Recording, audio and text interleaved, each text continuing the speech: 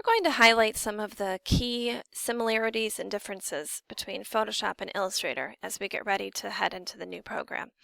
This is the Adobe Illustrator window. It looks very similar to the Photoshop window, and that is because both Photoshop and Illustrator are sister programs. They're part of the same parent company, and there are definitely more similarities than there are differences. We'll go ahead and we'll make a new document.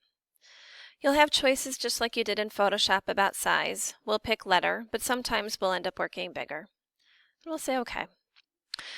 So a lot of this will look an awful lot the same. We have a toolbar over here on the left, just like you do in Photoshop. You have a menu bar across the top, and then you have palettes on the right that are going to help you deal with some of those individual tools more specifically. So far, so good. Some things are very similar. You'll notice some similarities. We've got the text tool, we can make boxes. There's an eraser you can draw. I want to bring your attention though over here to the palette side because there are definitely some things here you'll need often. For example, here are where swatches are. This will be where you are going to deal with individual colors, and you can always change more specifically, but this is kind of a basic set to start with. There are gradients. This is where you're going to adjust and be more specific about changing from one color to the other.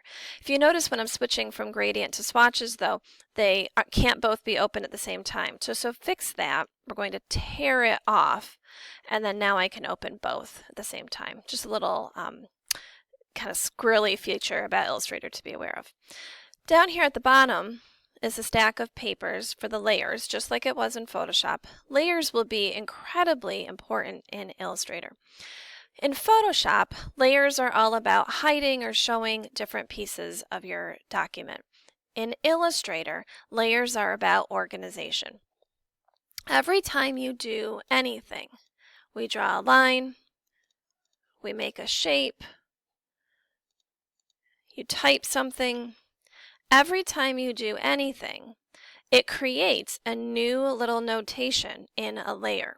So it doesn't take very long at all when you are building a document for this to become hundreds upon hundreds of items. So layers will become a huge deal that we will stress a lot over the coming classes because you really need to make sure that you know where you are putting your things so that you can organize efficiently. One of the most key differences that is not something that really affects your workflow, but it does affect what you can do with the documents that you make, is the fact that Illustrator is built on vectors where Photoshop is based on pixels.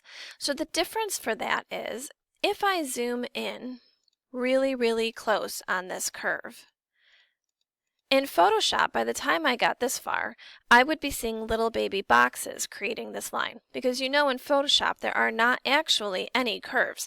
There are just collections of boxes that approximate curves. In Illustrator, you totally get curves.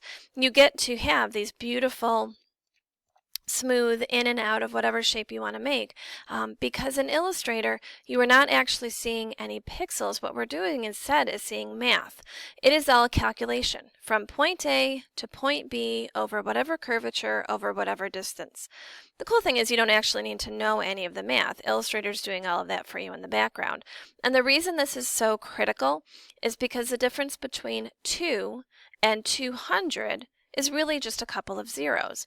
And that's why you can design something that's going to start off at, say, a business card size and blow it up to be a billboard size. That kind of flexibility is one of the biggest reasons that Illustrator really is the key and the industry standard for graphical work.